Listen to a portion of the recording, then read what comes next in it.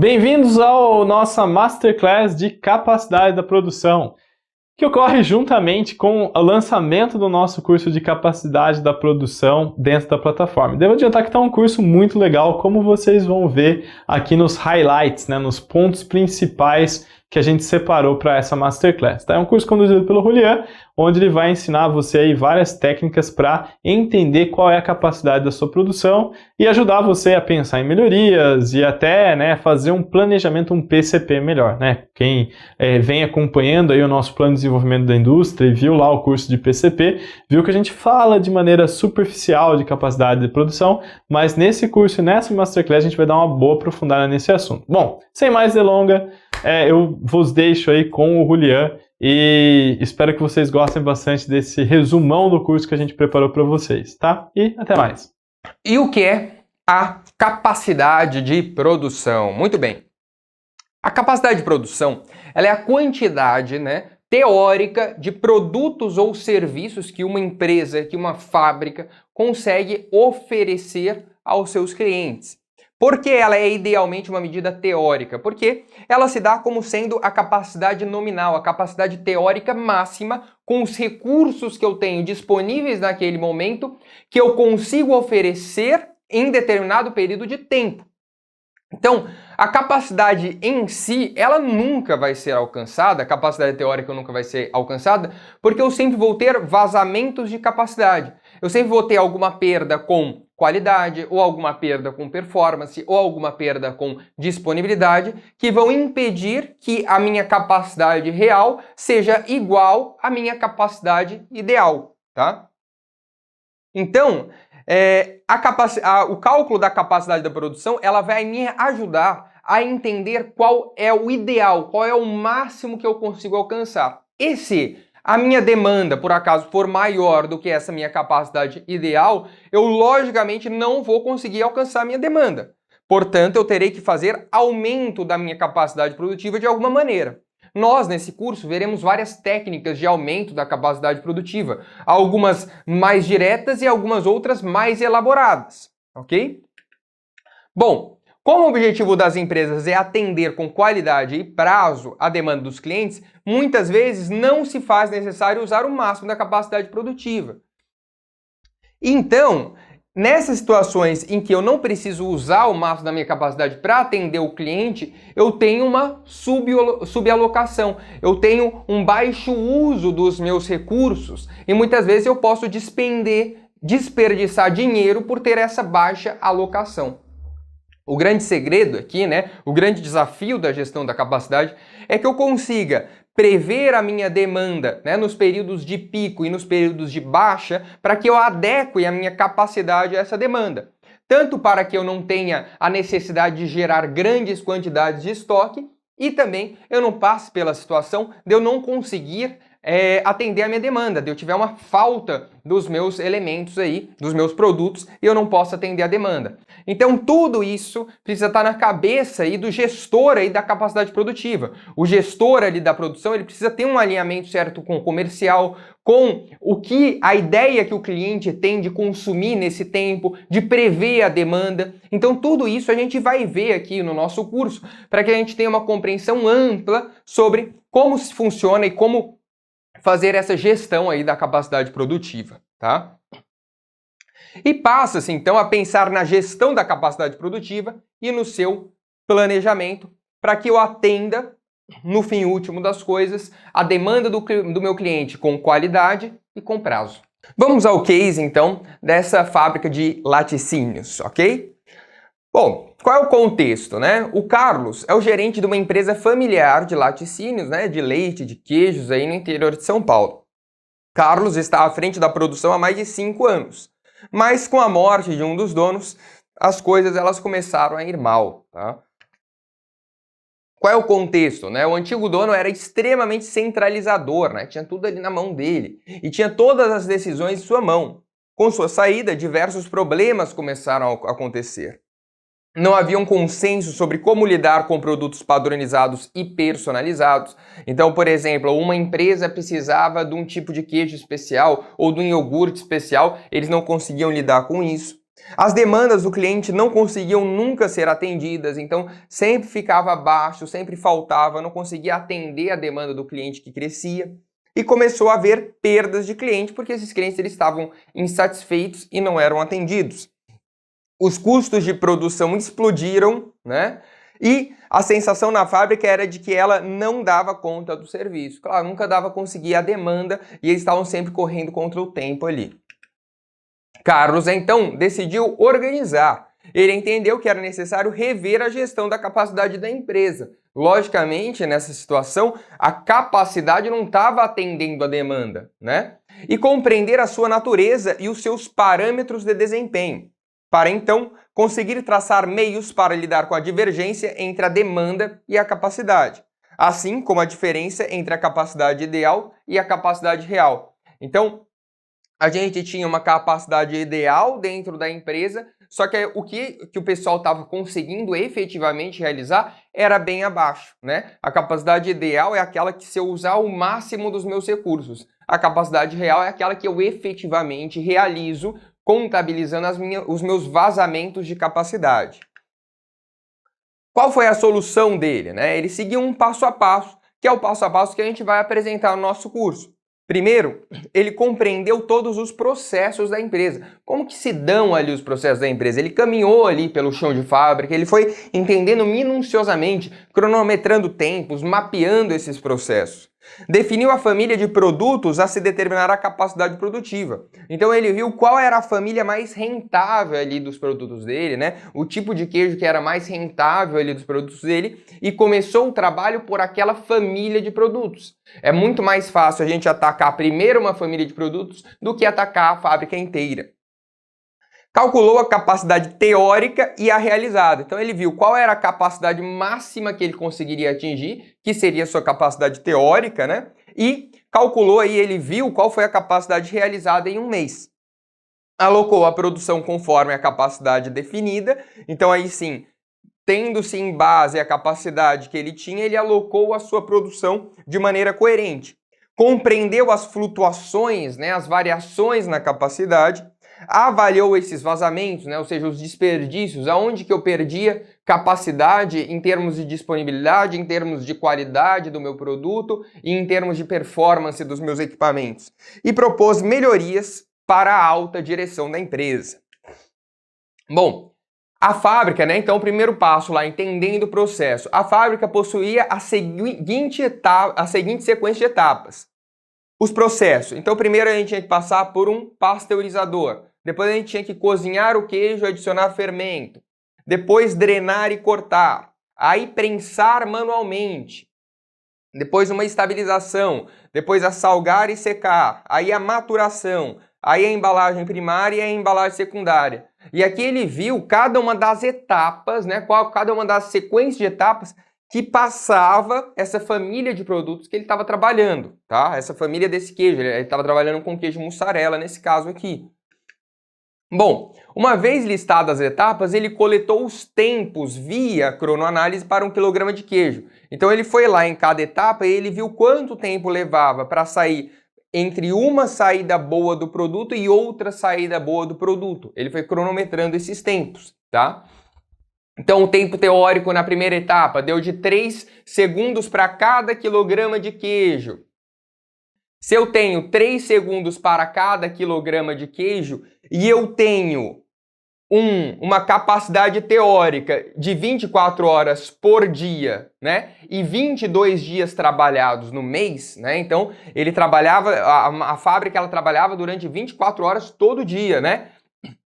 E o mês aqui com 22 dias nesse mês. Ele obteve uma capacidade teórica de 633,6. Basicamente, ele pegou esse 3 aqui, em 1 hora eu tenho 60 minutos, vezes 60 segundos, e aí multiplicou por esse 24 e multiplicou então pelo 22, obteve 633,6. A gente vai fazer a conta com mais detalhe ali depois também, durante o curso.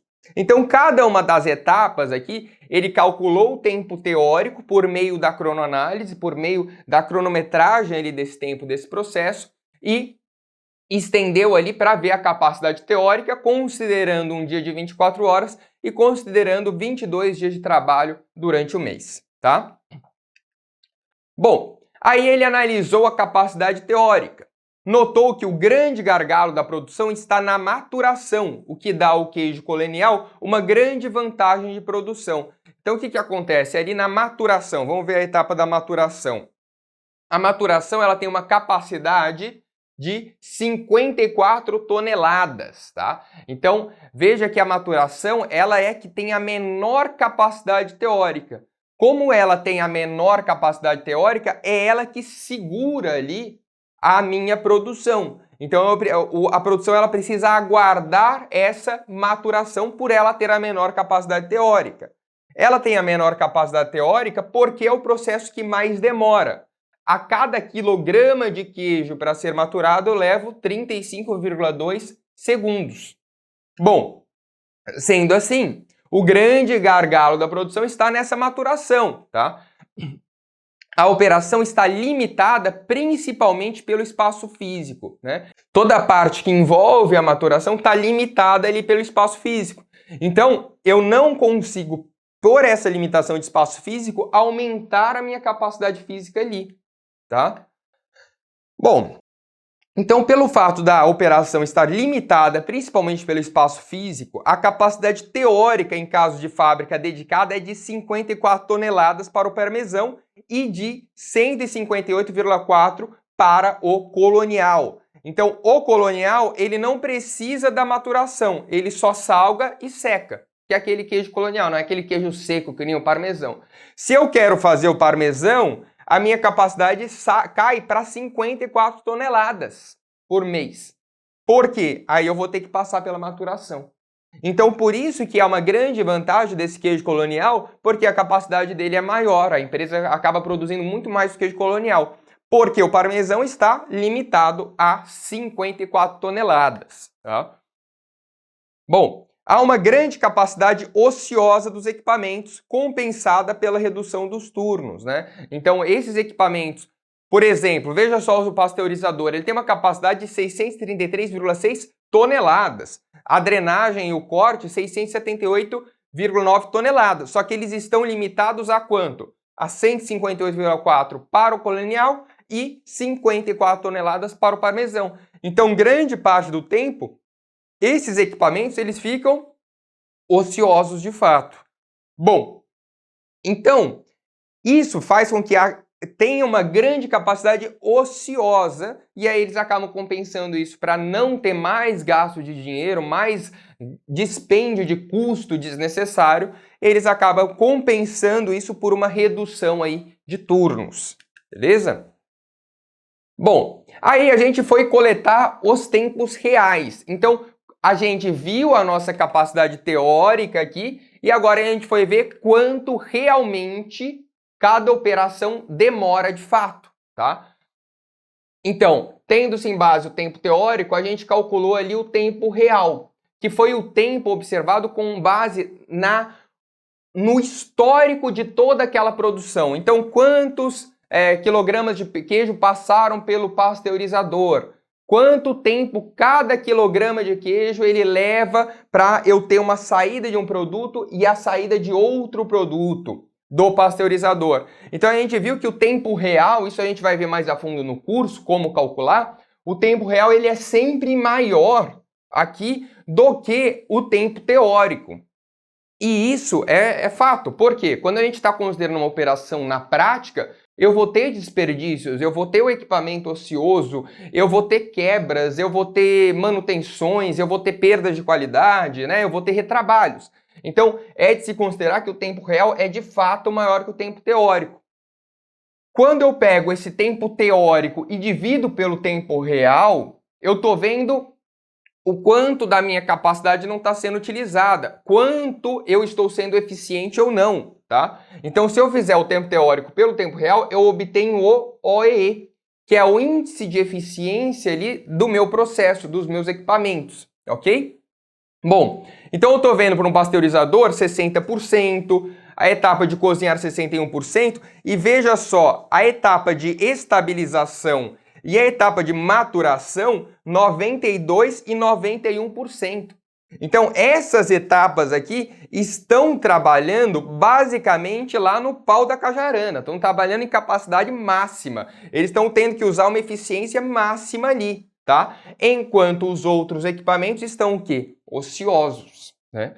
Então, o que eu deveria fazer? Eu deveria, de alguma forma, expandir, né, a capacidade que eu teria em estabilização e maturação para utilizar melhor os meus outros equipamentos. E veja só aqui a capacidade real, que seria o quanto de fato foi produzido naquele mês. Então, por exemplo, no pasteurizador a gente tem uma capacidade real de 380,2 toneladas nesse mês, e a nossa capacidade teórica estava em 633,6, tá? Quase a metade foi a nossa capacidade real. A gente tem uma capacidade de produzir no mês, só que a gente produziu praticamente a metade, porque muitos dos nossos equipamentos estão subutilizados. Bom, notamos que, com a perda da eficiência operacional, a nossa capacidade ela cai bastante. Além disso, há uma diminuição da capacidade excedente do maquinário, né? Então veja só, eu tenho uma capacidade teórica alta na maioria dos casos e uma capacidade real muito menor do que essa capacidade teórica. É uma capacidade de fato excedente no meu maquinário. Por fim, temos a capacidade de entender o que dá ou não para fazer. Então, com base nesse estudo, com base nesses dados, entendendo o layout, entendendo o nosso processo, né, vendo todo o passo a passo que a gente vai ainda ver no curso. Bom, então o próximo passo é analisar a demanda. Supomos que para o próximo mês teremos a necessidade de 30 toneladas de queijo colonial e 60 toneladas aí do queijo parmesão. Bom, dada essa demanda, só da gente ver aqui a quantidade de queijo parmesão que a gente vai ter que produzir, 60 toneladas de queijo parmesão, como o máximo que se consegue de parmesão, teoricamente, é 54. Em relação ao histórico, a gente está em 49,8. Então, só de parmesão a gente já vê que a gente não vai conseguir cumprir com a demanda, hein? A gente não vai conseguir cumprir com a demanda. Então, essa demanda já nos permite concluir que teremos que trabalhar com carga total. De fato, se a gente quer chegar perto da demanda, principalmente ali para o parmesão, a gente vai ter que trabalhar aí com carga total. E não conseguiremos, de fato, aí, cumprir com a nossa demanda, tá?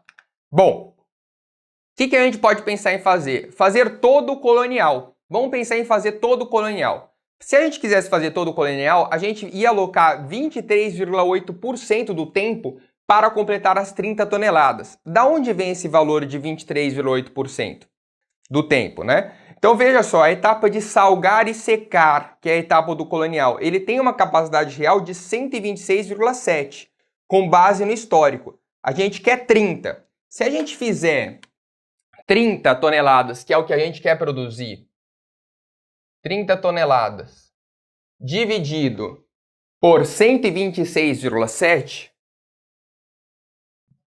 7 tom, a gente vai ter um valor aqui de 30 dividido por 126,7. 0,23,7, né? Que é esse 23,8, né? Aproximadamente 23,8%, tá? Então a gente teria que ficar 23,8% do tempo para completar essas 30 toneladas e satisfazer aqui o nosso colonial, tá? A gente está vendo esse limitante do colonial nessa etapa de salgar e secar. O colonial não precisa da maturação, só o parmesão, tá? É seguro estimar 25% das perdas do mix. Então, estimando que eu vou ter nesse processo 25% de perdas nesse mix, né? Com 75% da carga, né, eu tendo 25% de perdas, com 75% da carga, conseguiríamos produzir 95 toneladas de parmesão, mas só podemos maturar 49. Então imagina que a gente trabalhou com 23,8% do tempo para completar o nosso colonial. Ok, bateu as 30 de colonial. Beleza, colonial eu bati. Vamos estimar ali, em vez de ter 23,8, vamos chegar no 25. Vamos colocar a parte do tempo ali, 1% desse tempo, 1,2% desse tempo, como perdas. Então a gente tem 75% do tempo para produzir quem? As nossas 60 toneladas de parmesão. Só que, com 75% da carga, quanto a gente consegue? Quanto vai ser esse 0,75 vezes o 126,7? Então, 0,75 vezes 126,7. Quanto vai dar isso, pessoal? Vamos fazer. 0,75 vezes 126,7. Nós teremos 95 tom. Beleza. Então, nós conseguiríamos produzir 95. Só que a gente só vai conseguir maturar quanto? 49,8. Então, a gente só consegue maturar 49,8. A gente só vai conseguir produzir 49 de parmesão, né? 49 toneladas de parmesão, que a gente não vai atingir a nossa demanda e a gente estaria utilizando quanto da nossa capacidade, né? A gente poderia produzir, né? Quanto é? Eu produzi 49. Quanto da minha capacidade é produzir 49? É só eu fazer assim. Eu pego o 49 dividido aí pelo meu 126,7, que dá um valor de 49 dividido por 126,7. Um valor de 38, né? 0,38, ou aproximadamente 40% ali da minha demanda, né? Então, de maneira ideal, seria eu produzir 95 toneladas de parmesão, só que eu só consigo maturar 49. Então, eu acabo usando 40% só aí da minha capacidade. Então, eu mesmo não atendendo a demanda, eu também não estou usando toda a minha capacidade, tá bom? Bom, e agora? A gente vai ter que ver algumas possibilidades para aumentar a nossa produção e solucionar esses vazamentos que a gente está vendo, esse desperdício. Quais são algumas opções para o cenário? Adequar a área de maturação do parmesão, expandir essa área, melhorar esse espaço físico. Subcontratar uma área frigorífica. Comprar parmesão acabado, né? Comprar um parmesão já acabado para suprir a minha demanda. Fazer uma promoção do queijo colonial, já que eu estou produzindo muito colonial mais que a demanda, eu faço uma promoção para escoar esse queijo colonial e eu acabar tendo mais tempo para produzir o parmesão que eu não estou atendendo a demanda. Adiantar demanda de queijo parmesão, né? Maturar no mês seguinte, então já adianta, já faz uma previsão de venda.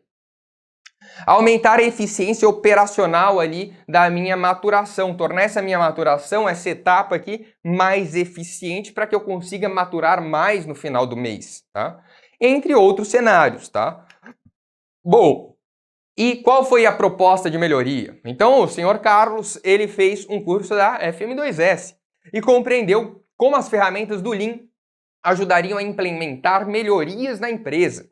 Dessa forma, ele propôs a implementação de 3 ferramentas excelentes do Lean, que a gente tem curso, inclusive, na ferramenta aqui, mas eu vou falar nesse curso também das 3. A primeira foi colocar um programa 5S, definiu o escopo, liderança do projeto, treinou a equipe e padronizou os procedimentos, tá? Então ele aplicou os censos ali de organização do espaço de trabalho. A segunda foi colocar um projeto de SMED, então ele implementou o setup rápido, principalmente nos equipamentos que ele tinha na etapa de maturação ali, para que o setup fosse mais rápido e ele obtivesse um OE mais alto na maturação. Definindo o tempo de setup para melhorar suas atividades, treinamento de equipe e padronização dos procedimentos. E, por fim, implementou a TPM, né? Que é a manutenção produtiva total, né? Principalmente o pilar ali da manutenção autônoma. Então colocou manutenção autônoma, planejada e da qualidade, com foco na melhoria contínua e promoção de segurança, saúde e meio ambiente. Então melhorou toda a gestão de manutenção ali dos equipamentos e dos equipamentos que ele precisava de fato gerar uma maior eficiência, de fato focando ali na etapa da maturação e da etapa da salga ali. Tudo bem. E aí, com o passar do tempo, foi se aprendendo a realizar as atividades mais recorrentes do processo e tomadas de decisão. A capacidade, então, ficou melhor conhecida, né? Tudo que a gente fez aqui era obscuro ali para o Carlos, todo esse cálculo. A previsão de demanda ficou mais claro, o processo de alinhamento menos traumático, mais itens foram sendo incluídos nos planos, né? Cada vez mais nos planos de melhoria, eles começaram a planejar a mão de obra, treinar essa mão de obra também. E a comunicação ficou mais efetiva também entre o grupo de trabalho ali do Carlos, inclusive ele implementou técnicas ali de gestão de rotina no chão de fábrica também. E o sucesso. Após a implementação das mudanças, foram identificados os seguintes resultados: melhoria no nível de serviços da empresa de laticínios, crescimento das vendas aí na empresa, manutenção dos melhores clientes, melhoria da operação, redução de estoques e maior sentimento de eficiência em toda a fábrica. E claro, o Carlos ele foi promovido aí a diretor, né? Também depois de grande todo esse sucesso que ele teve implementando a capacidade produtiva, né? Ele foi promovido a diretor. A partir da Revolução Industrial, em meados aí de 1780, lá na primeira Revolução Industrial, surgiu-se a necessidade de se aplicar sistemas de produção na organização do trabalho. Anteriormente, os produtos eram fabricados regidos somente pela divisão do trabalho, com funções específicas, e sua execução era nas residências dos trabalhadores. Então não tinha aquela lógica de uma fábrica, né? Ali na primeira Revolução Industrial começou esse trabalho com as fábricas de tear, né? Produzindo roupas, produzindo tecidos aí. Geralmente, esse sistema doméstico ocorria em fábricas têxteis, né? Então aumentou-se, viu-se essa necessidade, essa grande necessidade de aumentar essa capacidade produtiva. O primeiro tear à força, né, a primeira máquina de tear, foi inventado por Cartwright em 1785. E a história política e social da Inglaterra se desenvolveu partindo da utilização desse invento para a indústria. Então mudou toda a realidade econômica ali da Inglaterra e do mundo naquela época, né, no mundo europeu, a partir dessa grande invenção, né, de inventar uma máquina para tear. Substituir a força humana, substituir a força, muitas vezes animal, que era utilizada ali, para uma máquina. Os trabalhadores deixaram de executar seus trabalhos específicos em suas residências e passaram a trabalhar nos engenhos, né, nas fábricas aí. As primeiras fábricas surgiram, sendo necessário, então, pela primeira vez, a organização, o planejamento e o controle aí de produção. Fazer-se, de fato, ali uma gestão ali da capacidade, uma gestão aí da produção. Bom, em 1860 se dá uma nova fase que é chamada de Segunda Revolução Industrial. De acordo com o Chavaneto, em 1983, essa fase foi caracterizada por 3 principais acontecimentos. Primeiro, o surgimento de um novo processo de fabricação agora do aço. Melhoramento do dínamo, né, dos motores e criação do motor de combustão interna. Então essa foi a grande revolução ali, o motor a combustão interna. Tá? Antes as máquinas eram a vapor, agora com o motor a combustão interna eles conseguiram muito mais eficiência. Nesse momento, o PCP, né, o Planejamento e Controle da Produção, começa a ter uma forte ligação com as máquinas e também com a automatização também. E não somente com os processos manuais de produção. Muitos dos processos que eram manuais, agora com essas novas máquinas, esses novos maquinários, passaram a ser muito mais eficientes e trocados, em vez de ser manuais, para serem realizados por esses maquinários. Tá? Bom, e no início do século XX foi criada por Taylor a Escola de Administração Científica. E Taylor ele realizou todo um estudo ele de produtividade, envolvendo o trabalho das máquinas e também o trabalho das pessoas. De acordo com a sua teoria, os funcionários deveriam estar dispostos em trabalhos ou postos onde as ferramentas e condições de trabalho fossem cientificamente escolhidas. Foi aí que se deu o estudo dos tempos, o estudo dos movimentos, né? Muita dessa parte que veio ali do Taylor, a semente que veio daqui, a gente vê hoje, né? Em tempo de ciclo, a gente vê hoje também nos cálculos de eficiência, nos estudos de movimento, que inclusive a gente vai ver no nosso curso aqui. Vários autores seguiram os ensinamentos de Taylor, dentre eles o Gantt, né? O Gantt foi um cara que ele trouxe ali uma ferramenta extraordinária para a gestão de projetos, né? Então a gente tem o gráfico de Gantt para organizar as sequências de produção, a alocação da minha carga, dos meus recursos, que a gente também vai ver nesse curso, né? A parte da alocação também se dá por um gráfico de Gantt, o Gilbert, o Emerson e o Bart, e também o famoso Henry Ford, que foi o grande fundador ali da Ford, que revolucionou toda a indústria aí de fato. Bom, quais são as 5 propostas básicas do Taylor, né? Então o Taylor, ele colocava 5 propostas principais, que é planejar, comandar, organizar, controlar, né? Um grande foco ali no controle, na observação, no controle desses tempos, dos métodos, dos procedimentos de trabalho e coordenar tudo isso. Tá? Henry Ford projetou a linha de montagem que possibilitou a produção em massa. Então vem do Ford, do fundador da Ford, para ele produzir os carros dele, né, os primeiros carros aí produzidos em massa de fato, ele montou a linha de montagem. E dessa forma possibilitou uma maneira de se obter grandes quantidades de um produto pela primeira vez padronizado, né? Então, antes do Henry Ford não se tinha muito essa noção de ter um produto padronizado produzido em enorme quantidade. Essa revolução veio de fato com a Ford.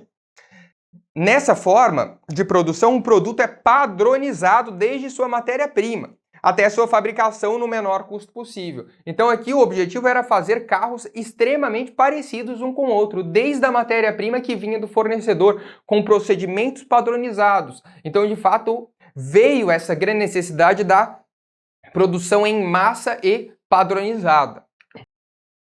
Em paralelos aos estudos de Taylor, o francês Henri Fayol introduziu a teoria clássica da administração também. Enquanto Taylor estudava a empresa privilegiando as tarefas, né, os procedimentos da produção, Fayol estudava a empresa privilegiando as tarefas da organização, a parte administrativa, a parte de gestão, os primeiros princípios de gestão aí, tá? Quais são os 14 princípios básicos do Fayol?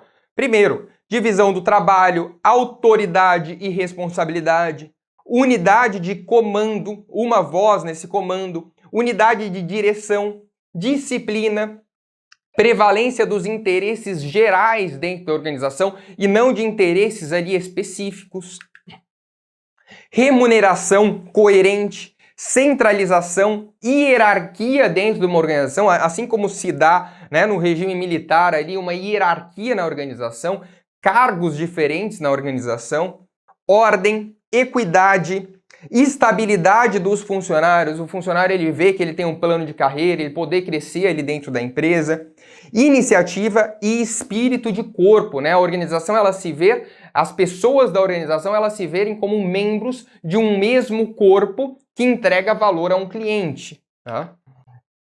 Bom, e a nossa linha do tempo, né? Que a gente viu revisando a primeira Revolução Industrial em 1780, a segunda Revolução Industrial em 1860, a Escola de Administração Científica do Taylor em 1890, né? E aí a gente tem um grande salto aqui que foi a era dos computadores. Então, os computadores começaram a ser incorporados em grandes empresas em meados dos anos 70. Porém, o boom, né, do seu custo, seu alto custo, dificultava sua popularização no ambiente empresarial. Os computadores dessa época eram enormes e caríssimos e muito menos eficientes de qualquer laptop que a gente tem hoje, tá? Com o crescente uso dos computadores nos anos 80, sua utilização foi agregada aos métodos gerenciais que auxiliavam as técnicas do PCP. Então agora toda essa gestão de capacidade e demanda, ela passou a ser feita dentro dos computadores, tá? As diferentes formas de automação industrial começaram a ser amplamente utilizadas para alargar a eficiência das manufaturas, né? Tem a grande revolução dos CAD e CAI, né, que permitem, são as ferramentas ali de facilitação do computador para que eu faça produtos e projetos de engenharia dentro do computador, tá? A partir dos anos 70, então, nós tivemos o advento dos computadores, que operacionalizou muito essa gestão da capacidade produtiva. Aí a gente também tem a influência do Lean, né, do toyotismo. O toyotismo, o sistema Toyota de produção, ele inicia lá em 1950, só que ele toma o mundo depois dos estudos do MIT, que publicou o livro A Máquina que Mudou o Mundo, lá por aí na década de 70 também, e se espalhou, né, as ferramentas do Lean, o 5S, o SMED, o VSM, se espalhou por todas as empresas do mundo aí, tá?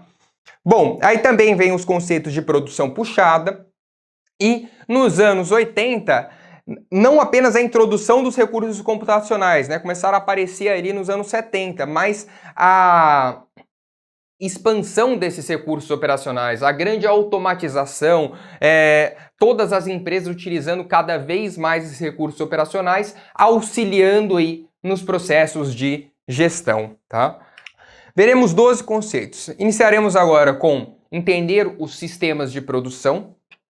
Depois estudaremos sobre o mapeamento do fluxo de valor, de maneira geral, porque temos um curso aqui na plataforma também específico sobre o mapeamento do fluxo de valor, tá? Veremos sobre a gestão da capacidade, conheceremos os indicadores de capacidade produtiva, além disso, indicadores de tempo, né? Indicadores de tempo de processo. Veremos sobre o indicador de eficiência global de equipamentos, o OEE. Veremos sobre previsão de demanda e capacidade, com maior foco em capacidade. O foco desse curso é a capacidade. Também há na plataforma um curso de PCP, onde se ensinará a prever e calcular a demanda, tá? Veremos sobre capacidade a médio e curto prazo. Também regras do processo decisório para tomada de decisões sobre capacidade. E o planejamento agregado e o planejamento mestre da produção, o famoso MPS, que também aqui de maneira geral, mas tem um foco nele no curso aí de PCP da plataforma. Também veremos sobre como o Lean impacta a capacidade produtiva. Então as ferramentas clássicas do Lean, o 5S, o SMAD, né? Como que isso impacta a nossa capacidade produtiva. E, por fim, outros métodos de planejamento e controle aí da nossa capacidade. Bom, vamos estudar um pouquinho sobre o sistema de produção e depois no passo a passo a gente vai adentrar mais nos detalhes desses sistemas de produção, ok? De maneira geral, são 3 principais sistemas de planejamento e controle da produção. Quais são esses 3 principais sistemas? O primeiro é o Just in Time, o segundo é a produção empurrada e o terceiro é a produção puxada. Vamos entender melhor sobre cada um deles. Começando pelo Just in Time, tá? Ele tem por objetivo dispor a peça necessária na quantidade necessária e no momento necessário. Então, pensa numa etapa de produção e na outra etapa de produção. O Just in Time, ele prevê que eu entregue o meu produto na hora que o cliente quer, né? Quando o cliente quer, como ele quer e na quantidade que ele quer. Seja esse cliente o cliente final ou seja esse cliente a próxima etapa da minha produção, tá? Pois qualquer espera por falta de peças em linha de produção ou excesso em estoques das mesmas traduz-se em custos e desperdícios. Então é aquela ideia de uma peça de cada vez, né? Eu entregar exatamente ali o que a próxima etapa de produção precisa. Como que eu vou conseguir ter isso? Por algum tipo de gestão visual, algum tipo do que a gente chama de Kanban aqui na nossa linha de produção. Então tem uma sinalização ali da quantidade que a próxima etapa precisa, quando a próxima etapa precisa, para que a etapa anterior produza exatamente o que é necessário para essa próxima etapa de produção, tá? E alguns pressupostos just in time, tá? Então, redução dos tempos ali de preparação, padronização das operações, reorganização dos layouts da fábrica, então eu otimizar esse layout para que o fluxo de valor possa fluir de fato aí por esse layout da fábrica e utilização de uma força de trabalho altamente capacitada. Isso vai me permitir muito menos desperdício no relacionado à mão de obra. E também o uso do MRP2, que é um sistema de gestão que me permite eu antecipar, eu antever os recursos que serão necessários para a minha produção, tá? Os recursos necessários. Sobre o MRP2, a gente vai ver mais no curso de PCP, aí vai estar mais especificado, né, os conceitos do MRP2. E também o OPT, que é o Optimized Production Technology, que ele vai fazer também um sistema de gestão que ele vai focar nos gargalos ali na minha produção. Então, pelo conhecimento e pelo estudo desses gargalos, o que é o gargalo? É onde limita a minha capacidade, os meus limitantes de capacidade. Esse estudo dos gargalos vai me permitir que eu entregue, né, que eu planeje muito melhor a minha capacidade e entregue a minha demanda, tá? E por fim, a teoria das restrições, que de forma parecida com o OPT, ele também vai trabalhar por meio das minhas restrições ali, dos meus gargalos, o que restringe a minha capacidade. O estudo e o foco nesses gargalos, nessas restrições, vai me permitir entregar, né, de fato, o que a demanda me pede, tá? Esses 3 conceitos, eles vão estar bem explicados, melhor explicados ali no curso de PCP, tá? Bom, e a gente também tem tipos de sistema de produção, tá? Uma distinção muito usual sobre os sistemas de produção os classifica em sistemas de produção empurrada e de produção puxada. O que é a produção empurrada, tá? Na produção empurrada, as estações de trabalho produzem de acordo com uma previsão de demanda que vem lá do PCP. Então o PCP ele passa uma previsão de demanda para a minha produção e de acordo com esse plano mestre ali de produção, a produção vai produzir de acordo com essa demanda, tá? Que lhes é apresentada e que pode ser confirmada ou não, né? Pode ser realizada essa previsão ou não, é uma estimativa, é um cálculo. Inclusive, na parte lá do curso de PCP que ensina a calcular a demanda, a gente vai ver como é feito esse cálculo da demanda. Caso a demanda real na estação de trabalho seja inferior à projetada, a estação empurra o excedente para o estágio seguinte. E aí o que vai acontecer? Vão ser formados estoques intermediários ou de produtos finais.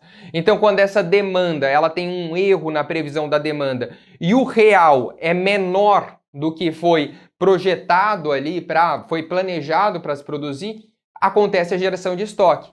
Agora, quando eu erro para menos, né, eu produzo menos do que de fato foi a demanda, aí eu vou ter uma falta, né, eu não vou conseguir suprir a demanda real. Por isso que é muito delicado esse cálculo aqui da demanda quando a gente está tratando de produção empurrada. A produção empurrada, ela busca a otimização do sistema de produção pela maximização do seu uso, a maximização do uso dos recursos ali da empresa, o que equivale à minimização da ociosidade, deixar um mínimo de tempo os equipamentos, máquinas, mão de obra ociosos. Tá? Nesses sistemas, o método de previsão e planejamento constitui instrumental de extrema relevância. Então, quanto melhor eu conseguir fazer a minha previsão de demanda, quanto mais dados históricos eu tiver, quanto mais modelos estatísticos e uma capacidade computacional de prever essa demanda, melhor vai ser. Porque um erro aqui ou pode ocasionar eu ter a falta de produtos para os meus clientes, eu não atender a demanda, ou então eu ter uma geração desnecessária aí de estoques, tá? E a produção puxada, em contrapartida, é um sistema em que as estações de trabalho produzem de acordo com a demanda real apresentada. Isto é, este sistema baseia-se no princípio de que um processo posterior pode retirar as peças do estoque de um processo anterior apenas na proporção e na hora que são necessárias. Então a produção puxada ele apresenta pequenos supermercados entre as estações. Então a etapa posterior ela consome exatamente o que ela precisa desse supermercado e esse consumo desse supermercado é avisado para a etapa anterior que vai ressuprir esse supermercado. Então a minha produção ela vai avançando, ela vai caminhando de acordo diretamente com a demanda real, tá? Eles buscam a otimização do sistema de produção pela minimização dos estoques, né? Então eu vou reduzindo cada vez mais esse estoque intermediário. Eu vou deixando ali basicamente o mínimo necessário para suprir a etapa seguinte e no tempo que a etapa anterior possa ressuprir aquilo que está sendo consumido pela etapa seguinte. Então a ideia na produção puxada é o deixar o mínimo de estoque possível no supermercado, tá? Induzindo a redução aí dos desperdícios. E claro, o controle desses estoques se faz visual e o foco é, de fato, em reduzir os desperdícios. Os desperdícios ficam escancarados nesse tipo de produção. Se acontecer, por exemplo, uma falta, uma quebra, tal, eu paro todo aquele sistema de produção e todo mundo vai focar em resolver aquele problema. Então, o sistema puxado, por eu ter pouco estoque, é como se eu tivesse um pouco amortecedor ali. Então, quando acontece o problema, ele pode impactar a fábrica inteira e faz com que todo mundo da fábrica foque em resolver esse problema da forma mais rápida possível. O que não acontece na produção empurrada, porque como eu tenho um estoque maior, eu consigo ir alimentando, ir suprindo a minha produção enquanto o problema é resolvido. Só que o problema é que eu não tenho tanta visibilidade quanto eu teria aqui num sistema de produção puxada, tá?